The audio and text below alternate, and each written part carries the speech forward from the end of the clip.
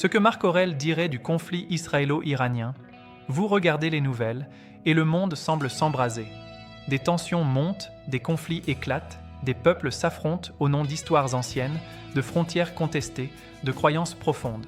Israël, l'Iran, des noms qui résonnent aujourd'hui avec une charge d'anxiété, de peur et la menace d'une escalade que personne ne semble pouvoir arrêter. Vous vous sentez impuissant, submergé par la complexité, par la violence, par cette sensation que l'humanité est condamnée à répéter ses erreurs. Mais si, au lieu de nous laisser emporter par la panique ou la colère, nous prenions un instant pour écouter une voix venue d'un autre temps, une voix qui a connu les guerres, les épidémies, les trahisons et qui a pourtant trouvé une paix inébranlable au cœur même du chaos. Je parle de Marc Aurèle, l'empereur philosophe, dont les méditations sont un phare de sagesse pour l'humanité. Que dirait-il de ce qui se passe aujourd'hui entre Israël et l'Iran ? Comment un stoïcien, confronté à la brutalité du pouvoir et à la fragilité de l'existence, analyserait-il cette situation ? Si vous cherchez non pas des réponses faciles, mais une perspective qui peut transformer votre propre paix intérieure face à la tourmente du monde, alors restez avec moi. Et si cette quête de sagesse résonne en vous, si vous aspirez à une compréhension plus profonde de vous-même et du monde, alors je vous invite à rejoindre notre communauté. Abonnez-vous à Bethel Macédoine, car ensemble, nous allons explorer comment la sagesse antique peut éclairer nos défis les plus contemporains. Marc Aurèle. Un nom qui évoque la grandeur de Rome, mais aussi la profondeur de la pensée. Il fut empereur, le plus puissant homme de son temps, et pourtant, il passait ses nuits à écrire des réflexions sur la vertu, la mort, la nature humaine, la place de l'homme dans l'univers. Ces méditations ne sont pas un traité de philosophie, mais un journal intime, un guide personnel pour se maintenir droit et juste au milieu des tempêtes. Il a régné sur un empire immense, constamment menacé par les barbares à ses frontières, déchiré par les intrigues à sa cour, frappé par la peste. Il a connu la perte de ses proches, la solitude du pouvoir, le poids des décisions qui affectent des millions de vies. Et pourtant, il a cherché inlassablement la sérénité. Son secret, le stoïcisme, une philosophie qui enseigne que nous ne pouvons pas contrôler les événements extérieurs, mais que nous sommes maîtres absolus de nos jugements, de nos réactions, de nos actions. C'est cette sagesse que nous allons invoquer aujourd'hui pour tenter de comprendre l'incompréhensible, pour trouver un sens là où le chaos semble régner. Que dirait Marc Aurèle en observant le conflit israélo-iranien ? Sa première réaction ne serait pas l'indignation ou la panique, mais une profonde introspection. Il se rappellerait que l'univers est un tout, un organisme vivant dont nous sommes tous des parties. Il écrirait, comme il l'a fait dans ses méditations, « Ce qui n'est pas utile à l'essaim n'est pas utile à l'abeille ». Il verrait dans ce conflit non pas une lutte entre deux entités isolées, mais une maladie qui afflige le corps entier de l'humanité. Il ne prendrait pas parti avec passion, mais chercherait à comprendre les causes profondes, les passions humaines qui animent ces nations, ces dirigeants, ces peuples.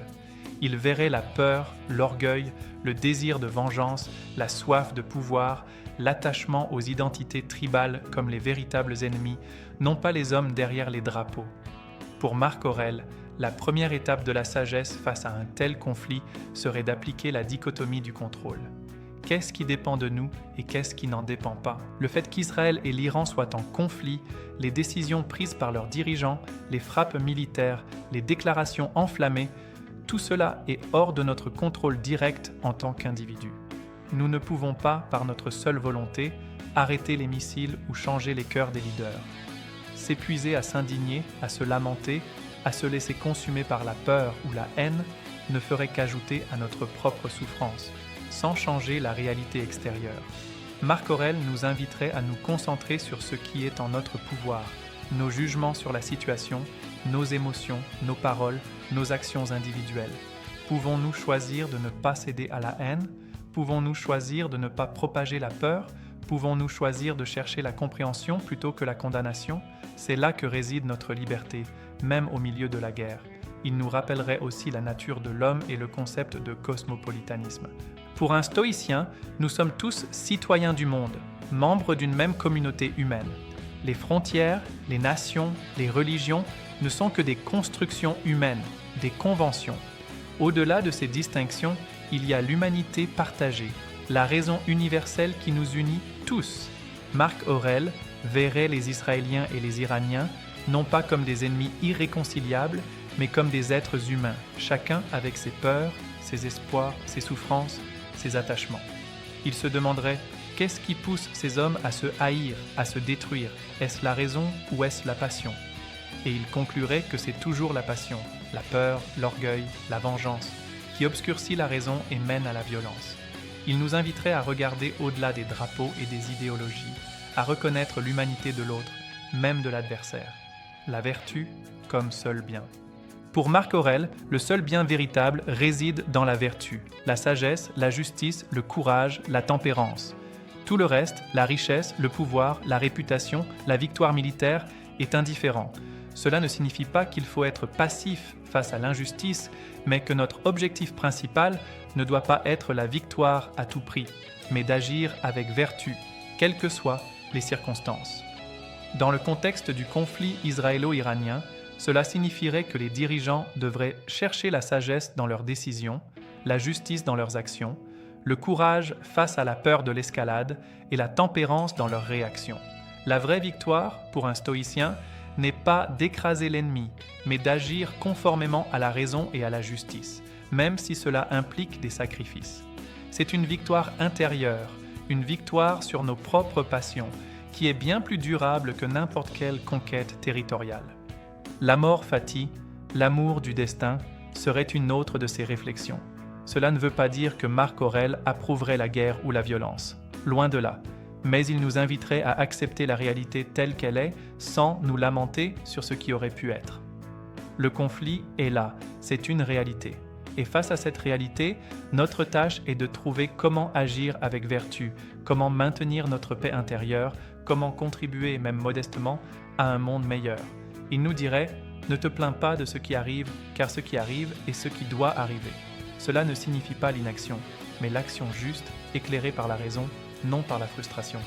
C'est dans l'acceptation courageuse de la réalité que nous trouvons la force de la transformer, ou du moins de ne pas nous laisser détruire par elle. Le rôle de la raison. Marc Aurèle, comme tous les stoïciens, plaçait la raison au-dessus de tout.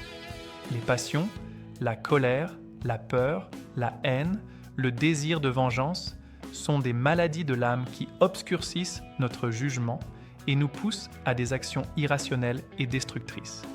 Il nous inviterait à examiner nos propres réactions face au conflit. Sommes-nous en colère? Avons-nous peur? Voulons-nous que l'un des camps soit anéanti? Ces émotions, bien que naturelles, ne sont pas nos maîtresses. Nous avons le pouvoir de les observer, de les comprendre et de choisir de ne pas nous laisser gouverner par elles. La raison nous dicterait de chercher des solutions pacifiques, de privilégier le dialogue, de comprendre les motivations de l'autre, même si elles nous semblent erronées. La raison nous dirait que la violence engendre la violence et que seule la sagesse peut briser ce cycle infernal. Enfin, la perspective et la transience. Marc Aurèle, en tant qu'empereur, avait une conscience aiguë de la vastitude du temps et de l'insignifiance des affaires humaines à l'échelle cosmique. Il écrirait « Regarde la rapidité avec laquelle toutes choses sont emportées, celles qui existent et celles qui sont en train de naître. » Le conflit israélo-iranien, aussi terrible soit-il, est un événement passager dans la longue histoire de l'humanité. Les empires se lèvent et tombent, les nations apparaissent et disparaissent. Cette perspective n'est pas une invitation à l'indifférence, mais à la sagesse. Elle nous aide à ne pas nous laisser submerger par l'urgence du moment, à prendre du recul, à chercher des solutions qui transcendent les passions éphémères. Elle nous rappelle que notre véritable foyer n'est pas une nation ou une idéologie, mais l'univers entier, et que notre véritable tâche est de vivre en harmonie avec la nature et la raison universelle. Alors, que ferait Marc Aurèle aujourd'hui? Il ne se contenterait pas de méditer, il agirait mais avec sagesse. Il chercherait à influencer ce qui est en son pouvoir. Il écrirait des lettres aux dirigeants, non pas pour les blâmer, mais pour les exhorter à la raison, à la justice, à la tempérance. Il rappellerait à chacun, citoyen comme chef d'État, que la vraie force ne réside pas dans la puissance militaire, mais dans la maîtrise de soi, dans la capacité à agir avec vertu, même sous la contrainte. Il nous inviterait, nous, individus, à ne pas nous laisser emporter par la haine ou la peur, à cultiver notre propre paix intérieure, car c'est de cette paix individuelle que peut naître un jour la paix collective. Il nous dirait que la paix n'est pas l'absence de conflit, mais la capacité à gérer le conflit avec sagesse. Que la vraie sécurité ne vient pas des armes, mais de la vertu. Que la vraie liberté ne vient pas de la domination, mais de la maîtrise de soi. Et que même au milieu des plus grandes tempêtes, nous avons toujours le pouvoir de choisir notre attitude, de choisir la raison plutôt que la passion, la justice plutôt que la vengeance, l'unité plutôt que la division. Si cette exploration de la sagesse de Marc Aurèle face au conflit israélo-iranien a éclairé votre esprit, si elle vous a offert une nouvelle perspective, je vous invite à faire 2 choses. La première, c'est de laisser un commentaire ci-dessous. Dites-moi, quelle est la leçon de Marc Aurèle qui résonne le plus en vous face aux défis du monde actuel? Partagez vos réflexions, car c'est dans le dialogue que la sagesse grandit. La deuxième, c'est de vous abonner à Bethel Macédoine. Rejoignez notre communauté de chercheurs de vérité, de ceux qui aspirent à une paix intérieure inébranlable, même quand le monde extérieur vacille. N'oubliez pas de cliquer sur la cloche pour ne rater aucune de nos prochaines vidéos. Ensemble, continuons à puiser dans les sources de sagesse pour naviguer dans les complexités de notre temps. À très bientôt, que la paix soit avec vous. Amen.